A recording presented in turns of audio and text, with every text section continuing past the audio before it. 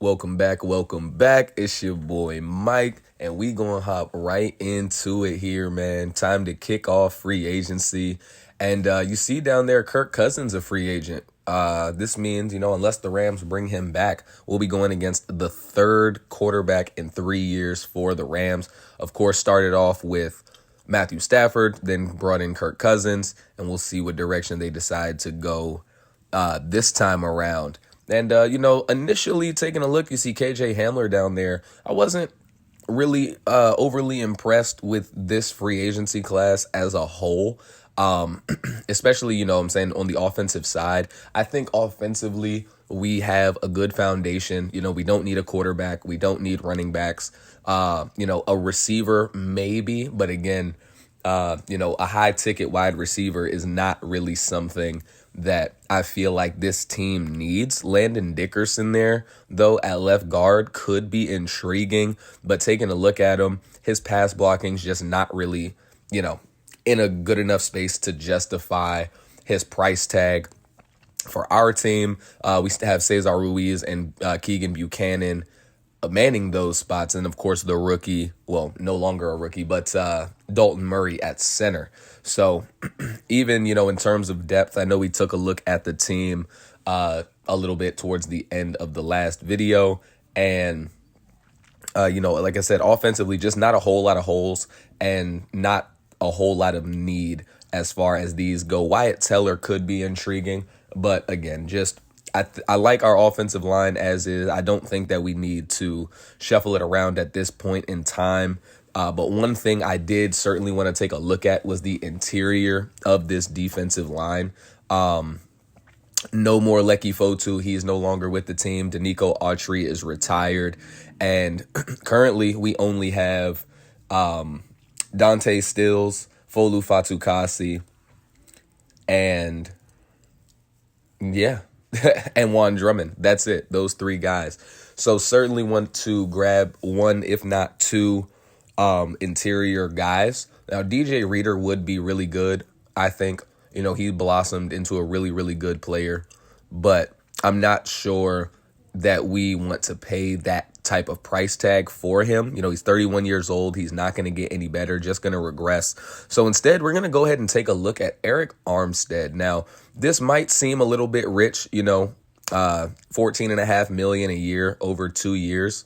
And, taking him from our division rival in San Francisco while strengthening ourselves, I think that could end up being a very good way to go. Deshaun Hand thought about maybe bringing him back, but only saw a handful of snaps during the season. He really was, like the sixth or seventh man off the bench, or in the rotation rather. But how about AJ Epinesa? Had a lackluster start to his career in Buffalo, but if we can get him, and get him back on the trajectory that so many thought he was going to be on, when he was drafted by Buffalo in the second round not too long ago, could end up being a potential steal. We'll give him a 1-year prove-it deal. Hope that he takes that. Not a whole lot of people fighting for his services. Bobby Wagner again in the free agency pool. Now, Odafe Owe. I have always really liked the idea of Odafe Owe in a Madden franchise, but not sure that move really makes sense for us right now. We're going to give him his second contract. Well, with BJ Ojulari and Cam Thomas already on the team, he wouldn't start. So it just honestly doesn't really make a whole lot of sense. The secondary, similarly to just the offense as a whole, not sure we need to do a whole lot there. However, one thing that we are going to rectify is that we did not re-sign Jaron Kearse, and I think another 1-year deal for him would be, is in order. I think that Jaron Kearse, when we really moved him more into that box safety role, I think that he really started to shine. AJ Epinesa accepts his contract. You see we're leading currently for Eric Armstead, and we get him as well. Jaron Kearse now the last man that we need to wait on. And, after evaluating some offers, we're going to go ahead and advance to week 2 of free agency. I'm sure that a lot of high profile guys, the more high profile at the top of the free agency class, have moved on to new teams at this point. We're going to get a new mock draft. We'll take a look at that, see what kind of things that they have in store for us. We got some college pro day results. But again, we have a very, very small amount of draft picks this year, certainly suffering from a dearth of those with a lot of trades that were made last year, to move back into the first round.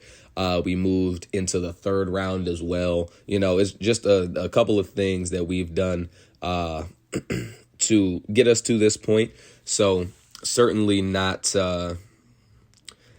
going to go too much into, the prospect side of things. There are a few guys that, we've already highlighted that I think look really, really good for us. They do still have us projected to take DeMar Brown. Spoiler alert, we are not taking a receiver in the first round. It just doesn't make any sense for us. If anything, a first rounder needs to go to, maybe an offensive tackle to go ahead and groom him up for when DJ Humphries, as we get Ron Kearse for 3 on our free agency haul, to potentially, take over for DJ Humphries. We could go first round, maybe safety, thinking that we don't know what's going to happen with Lewis Sane, as, man, a Cardinal legend, man. Tariq Cohen has been given his walk-in papers. Really sad day. Rajon Wright as well, and Keitrell Clark, man, with all of these defenders on the roster, these corners on the roster, just not really going to be a space for them to develop. I'd hope that they are able to latch on somewhere else. We will see. But Tariq Cohen in particular, that one really, really hurt because, in our first season, he really did play a big role for us. He was our Antonio Gibson before we had Antonio Gibson. Now, I think Gibson elevated that role, once he took over this past season. But Tariq Cohen, man, always going to be someone that Arizona faithful are going to think about. Came back, played his heart out, fresh off of a series of injuries. And, just really sad to see him go. But, at his age, and he started to regress even more down into the mid-60s, just not going to have a role on the team. We only kept him on the roster this past season, because of what he did for us that first year. But he is gone. But as I was saying, if we do, in the first round, like I said, either, an offensive tackle, potentially a safety, depending on the Lewis Sane situation, as look at Nolan Broyles, man, a 4.4 40. Love that. A corner, potentially, we like what we have with Andrew Stinson, who should take over that number one cornerback role this year. But we're not quite sure the long-term outlook for, a player like Greedy, who's going to be going into his age 27 season, age 27 season, and, is not really going to get any better at this point. So we could potentially go corner early.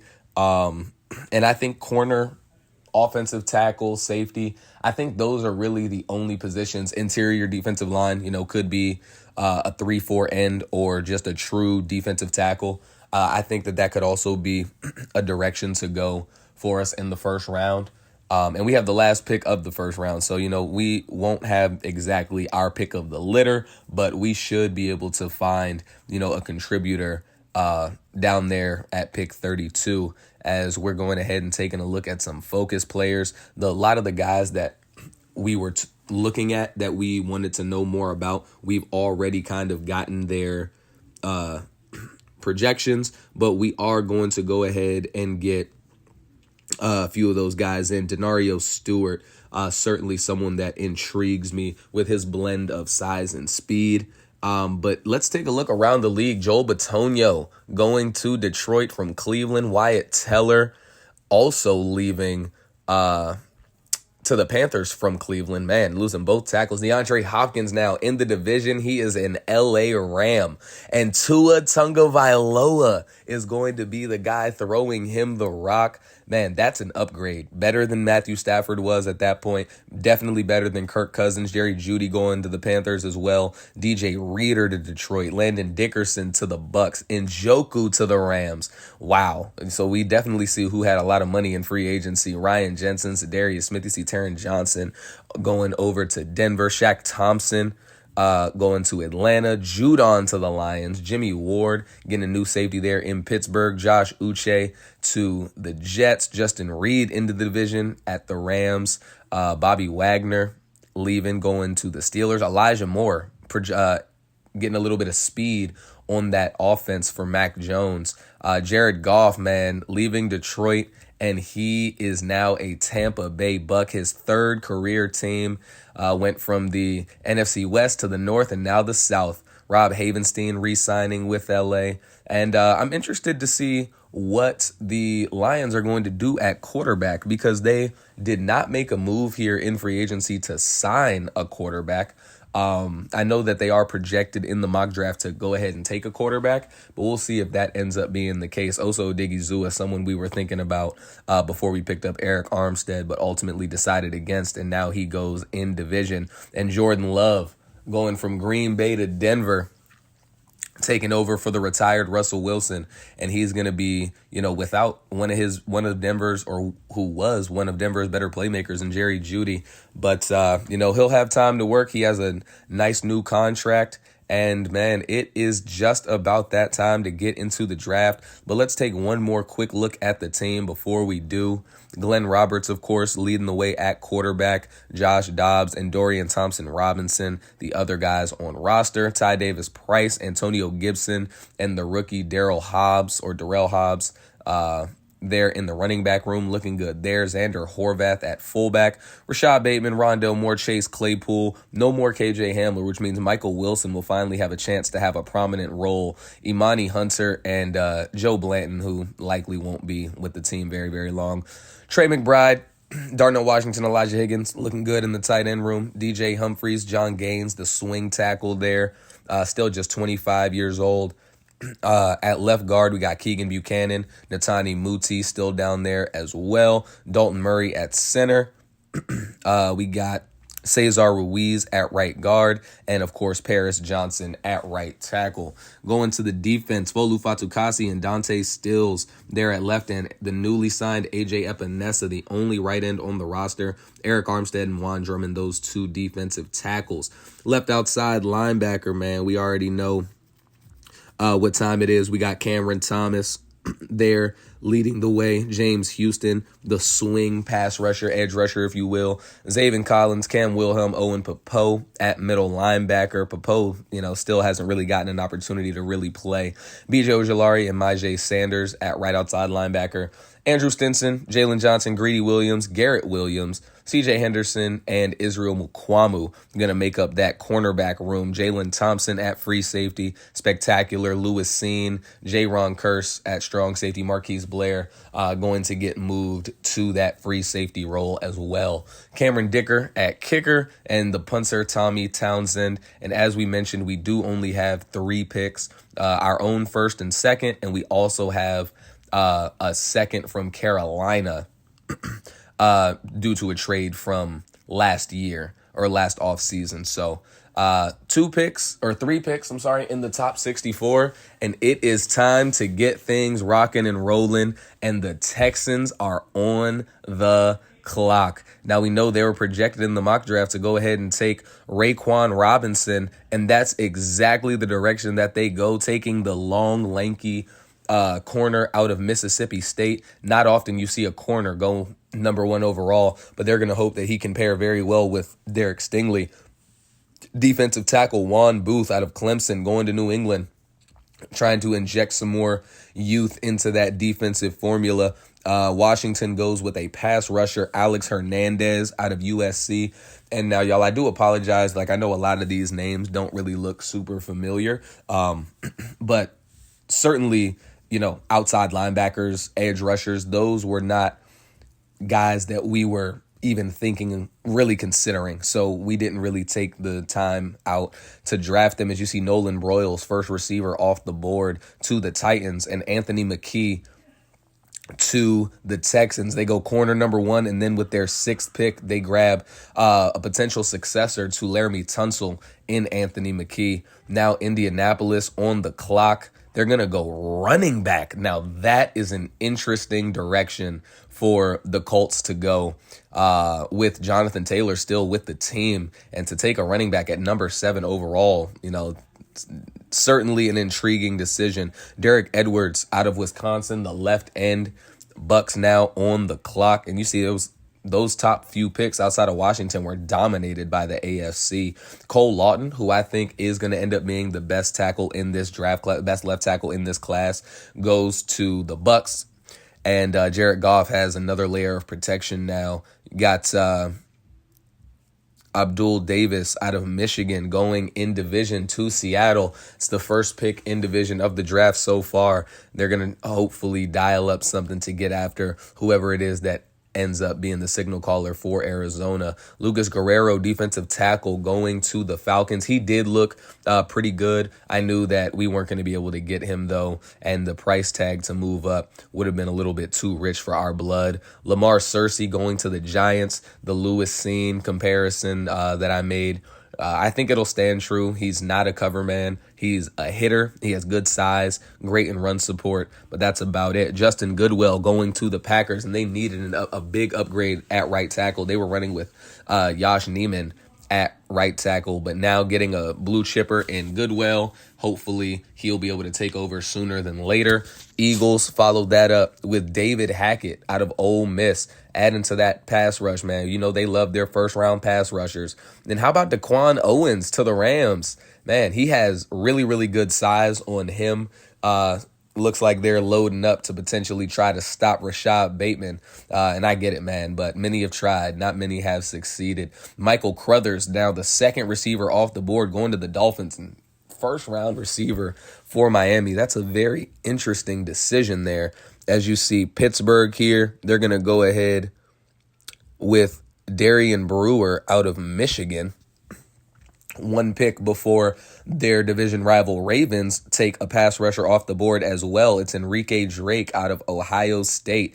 And now the Bears are in business. They're on the clock. They're going to give Justin Fields another layer of protection. Matt Kaplan, who I was not impressed with at all throughout the scouting process. I thought he was certainly not nearly close enough talent-wise to be a first-round pick. And the Lions do exactly what we thought they may. They go quarterback, starting a new era in Detroit. No more Jared Goff.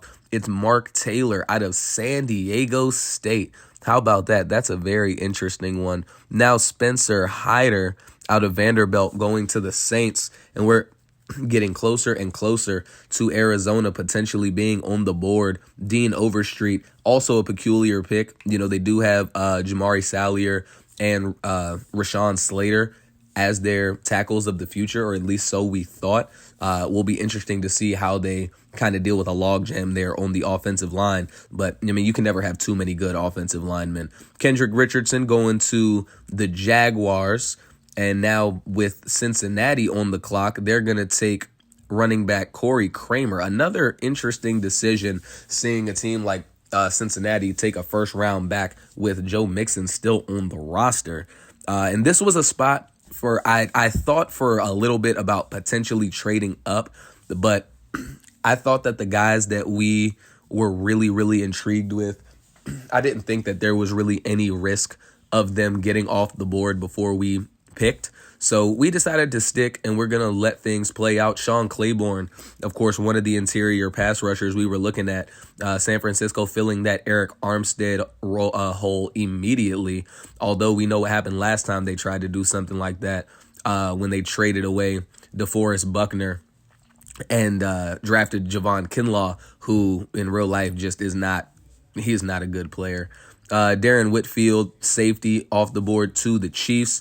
Dallas now, they go Christopher Bronson, who's someone that we did highlight during The bye week episode, we know that Bronson has a very similar skill set to Jalen Johnson, aka pretty good cover man, but lack of speed, and it's very noticeable. But Dallas hoping that they'll be able to work with him there. Quinn Newell to Carolina looks like they're looking with an eye towards the future, as well as Taylor Moton continues to age. Otis Towns now, free safety out of Clemson, going to the Jets. And if you do remember, we did not see any news about Aaron Rodgers retiring. So looks like he's likely going to be back for at least one more year. Didn't want to go out in a shutout loss in a conference championship game, as Josh Guerrero to Buffalo, another safety off the board. And here we go, man. We're on the board. We're taking our time, looking through, trying to just see. Doug Bush was someone that I really hadn't scouted at all. But looking at him, I mean, B zone coverage, B awareness, B tackling, the play recognition, though, really scared me away from Doug Bush, especially in the first round. You know, it doesn't matter how good you are at coverage if you're just unaware of what's going on around you. Amani Harris here, 5'11", 210 pounds, has really good size for his height, ran a 4.31. How about that? So he certainly has wheels to kick it into a second gear. B-man coverage, play recognition a C, but awareness is a B. And we're not quite sure of the press or the zone, but with B-man coverage, which is pretty much we're a very man-heavy system. I think that that's something that could really work in our favor. But how about Brian Williamson, 6'3", ran a 4.28.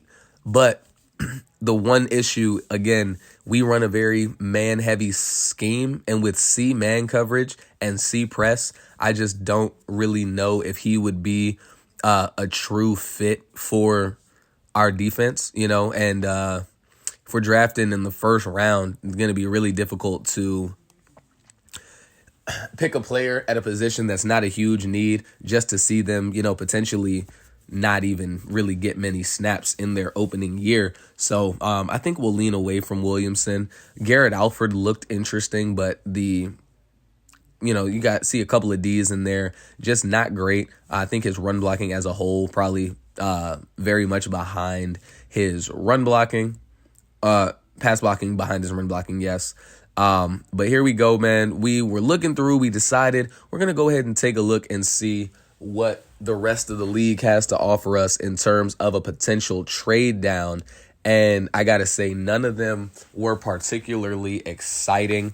Only a handful were to drop down in this draft. And we do want our first round pick, even if we're not going to...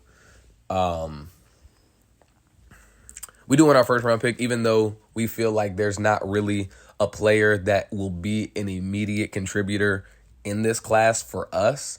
But we do want to take the pick. Having that rookie cost-controlled contract for the first couple of years can be very good. And if you're able to hit on a player in the last spot of the first round, I mean, that's just, you can't beat it. But here we go, man. They are walking up to the podium.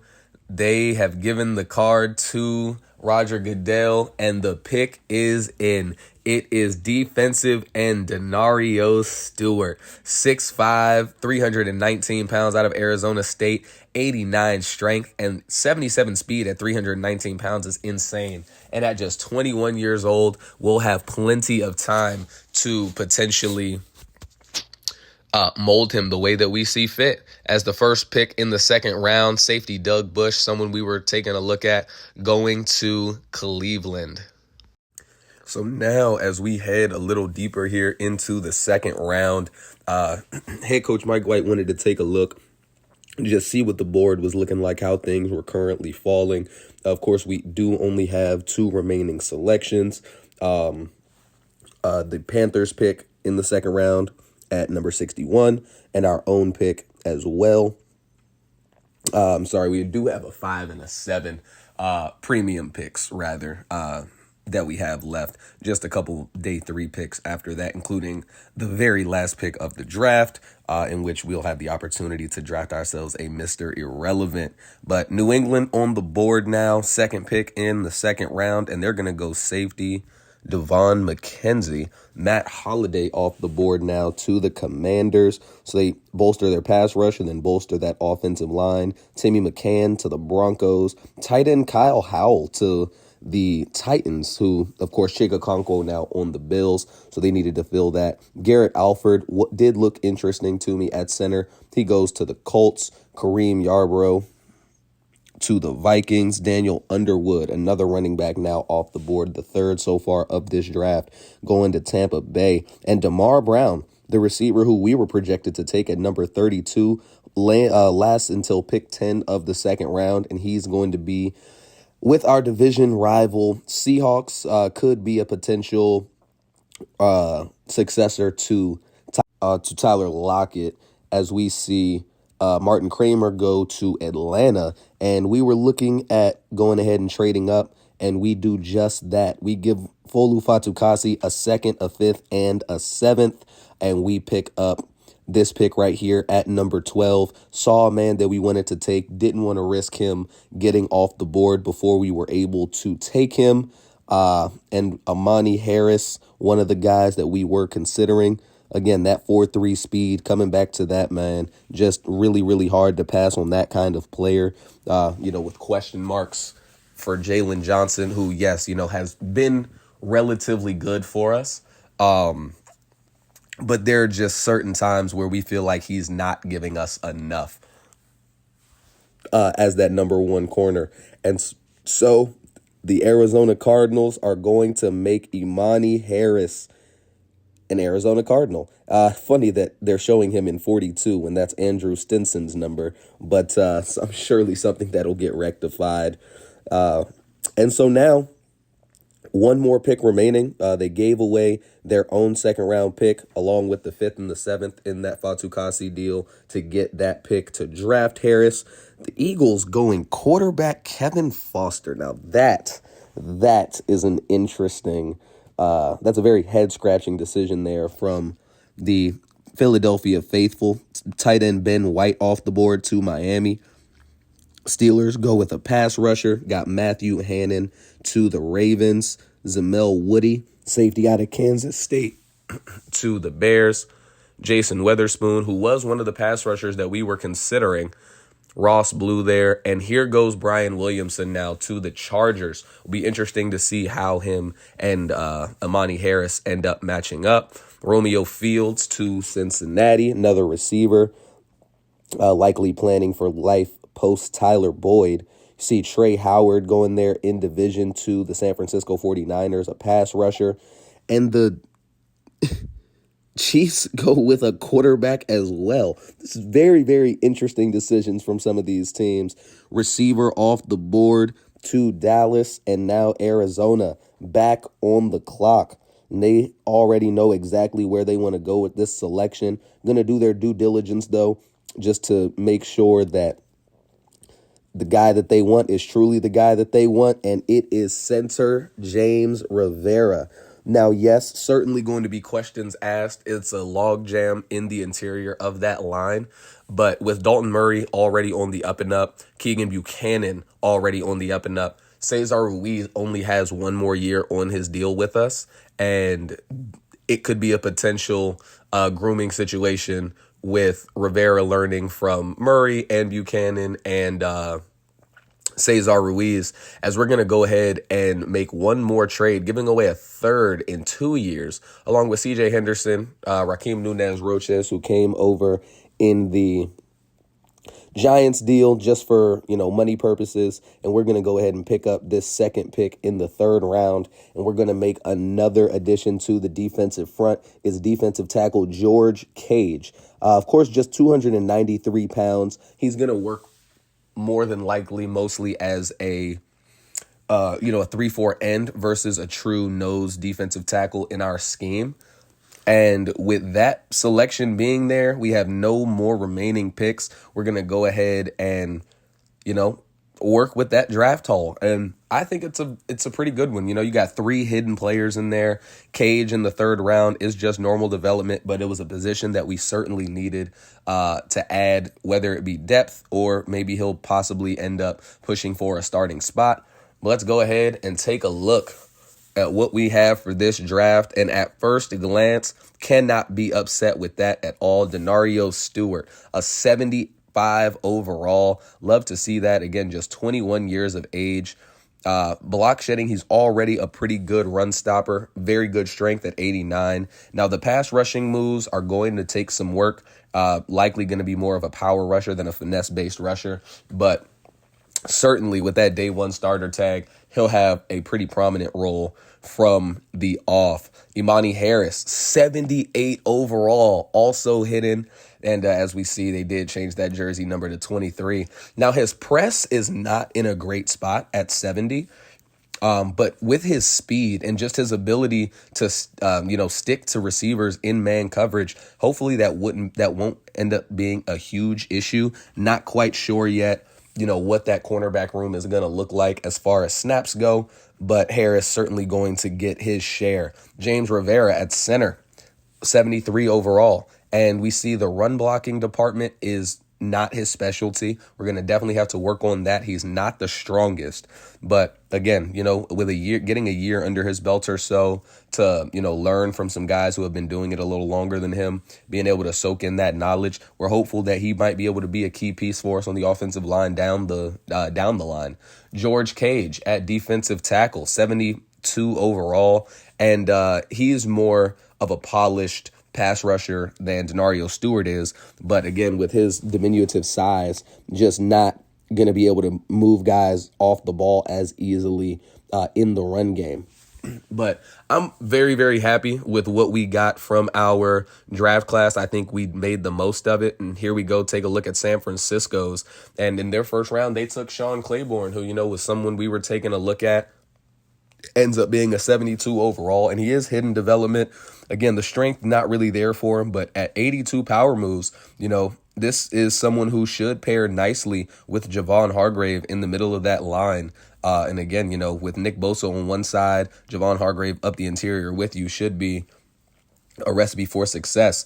Now, how about linebacker Trey Howard, an edge rushing linebacker in the 2nd round for them, who looks like he might be a miss. Now, he does have the finesse moves at 74 that you can build upon, 71 block shed, but at 65 overall, just not really sure how much he's going to truly be able to provide them in his career. Daquan Owens, center back. This is not FIFA. Cornerback. 6'3", man, has really good speed, 94 speed and acceleration, excels more in zone coverage, but with that frame and now being in the league, I'd be shocked if his man coverage didn't, come up. Again, with his size, his speed, just going to be able to stick to guys more than someone who wasn't as fast as he was, and the length also going to help that. Another one in the secondary, free safety Xavier Moorhead, 75 overall out of Tennessee, and he's not really going to be a run support type of guy, but look at that, 76 man coverage. Could be someone that they moved to corner. Going to look to get that zone coverage in a better place as well, but really good pick there. And make it 3 in a row. Tight end Jermaine Gilbert.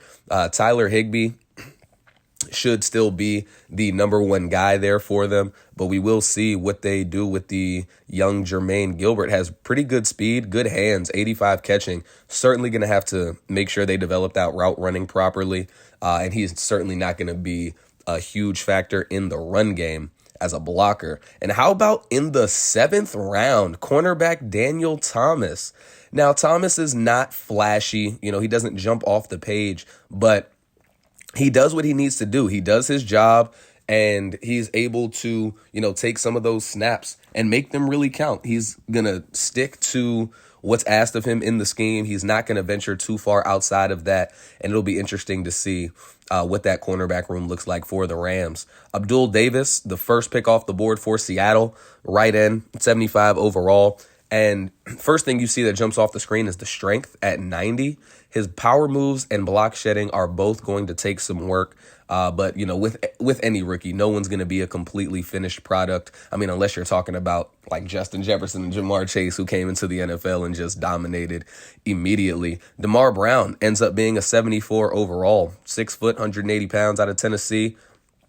Should end up slotting in as the fourth receiver behind DK Metcalf, Tyler Lockett, Jackson Smith, and Jigba. And he's a burner. 97 speed, 93 acceleration. Did have some drop issues in college, hence, such a low catching rating at just 82. And his route running does leave some meat on the bone, leave something to be desired outside of his deep route running. Not too much to speak of other than receiver Damian Smith in the 6th round. Two of our division rivals really taking advantage of those later picks, getting a solid guy here in Smith. Going to be more of a slot guy, more quicker than fast. And he's the complete antithesis to DeMar Brown, who's more of a downfield threat. Now, as we take a look at the draft as a whole, Raekwon Robinson, the number 1 overall pick, pairing with Derek Stingley, 6'3". He ends up being a 77 overall. And look at that, 80 zone coverage already. The man coverage at 75 is decent. The press certainly is going to need a lot of work, but with that size and speed combination, I find it unlikely that he won't be successful in the league. Number 2 pick, Juan Booth for New England. He ends up being a 78 overall, also hidden development. Now, he is a little bit older when it comes to prospects at 23 years old, but look at that. Refined, polished, as good as, you can probably expect an interior rusher to be so early in his career. And I'm excited to see what he's able to do for New England's defensive front. Nolan Broyles, the receiver, number 28. That's I'm not sure how I feel about that number, but he went number 5 to the Titans. He's a 79 overall. And look at that, man, already really, really fat. Well, not already, very fast. But similarly with DeMar Brown for Seattle, Broyles does not necessarily always have focus on the ball when he's trying to catch it. Does have some concentration drops from time to time with his speed, always looking to turn downfield. And, the Titans are hoping that they'll finally be able to get a true A.J. Brown replacement. Whiffed on Treylon Burks. At least that's what it seems like. And so they're hoping that Nolan Broyles can be that guy. But how about running back Emmanuel Holt for the Colts? 80 overall, the best prospect in this draft from an overall standpoint. 84 trucking, not a burner, but 90 stiff arm, 87 strength. I'm not sure that there's many running backs who have that kind of strength on them in game. He's listed as a day 1 starter, but again, with Jonathan Taylor already in tow, I just don't see a scenario where he's going to be getting a large amount of snaps early in his career. And we see Brian Williamson ends up at a 77 overall, just 1 overall below Amani Harris, although he's just normal dev, and he does have good speed. But looking at the man and press, which were 2 things that kind of told us to err away from him, I'm happy with the selection that we made. Harris is a higher overall. Harris is younger, and he has a higher development trait. And there's not really much more that you can ask for. How about the Dolphins in the 3rd round, grabbing a 76 overall left guard in Jamar Leatherwood? Man, they're truly... So he's more of a pass blocker than a run blocker for sure. His run blocking is actually very, very unrefined, unpolished. He's an undisciplined in the running game, but they want to air this ball out anyway, so I'm sure that it won't be a problem for them at all. Now moving more down the field, you see they also got a tight end there in Tennessee, 76 overall, really trying to add to the coffers for whoever their quarterback's going to be this season. And there were a few more guys that I really wanted to take a look at, but the first one is going to be the quarterback that the Lions drafted in the 1st round, Mark Taylor, to be their signal caller. He's a 73 overall out of San Diego State. Strong arm guy, 6'1", 233, has good size, maybe not from a height standpoint, but from a weight standpoint. Throw power is 93, already very, very good. And you see out the gate, he's going to be able to hit those short and intermediate parts of the field relatively easily and often. You see 85 short accuracy, 87 medium. Of course, a small boost for him there. Quarterback of the future and the day one starter. So we'll be looking forward to potentially seeing his growth and development in the Lions system. But that's going to do it there for the draft recap. Going to go ahead and take one final look at the team as we head into preseason. And again, just really wanted to scroll through, make sure we didn't have any stragglers left over as far as like practice squad guys that needed to be cut and things like that. See, we got a pretty deep cornerback room there. Greedy Garrett, Amani Harris, of course, Andrew Stinson. And as I mentioned, Marquise Blair is going to be turned into a strong safety. But we are here now, man, ready to go for year 3. I think it was a very solid offseason, all things considered. In the free agency, we were very minimalistic. We targeted positions that we either needed depth, when you talk about that defensive front. Well, not really depth. We needed players with Danico Archery retiring, with Lecky Fotu leaving. And I think that we addressed it in a good way in free agency. We got Eric Armstead to pair with Juan Drummond, in that interior of the defensive line. We got AJ Epinesa, who will likely, rotate in and get his fair share of snaps along that front as well. And then in the draft, we addressed some big positions. We got another defensive tackle in George Cage, who I'm not sure, like I said, whether or not he's going to have a hugely prominent role in his first season.